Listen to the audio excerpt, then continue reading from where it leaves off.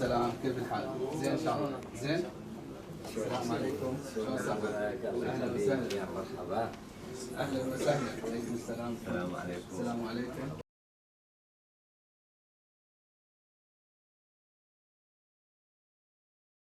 وين هذا؟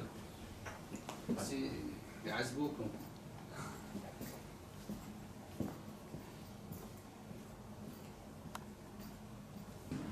تم تدميره من قبل الدواعش الارهابيين وجزاكم الله خير. عدتوا انتم وشفت اليزيديين متعاونين يعني ويا الشيعه ويا السنه، وبالمقام انا كنت اشوف يزيديات ويزيديين يزورون المقام.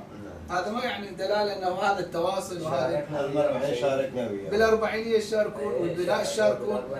مو هذا هاي طيبه العراق. العراق كان يزيدي، كان سني، كان مسيحي، كان شبكي، كان شيعي، يعني بالعكس متعاون ومترابط. وقلت لكم انا هذا تاريخ كنت اتذكره لكم لان كنت انا ملازم الكلام بالتسعينات واشوف اليزيدي ايش قد ناس طيبين ومتعاونين ومتسامحين. ضابط في التسعينات وكنت في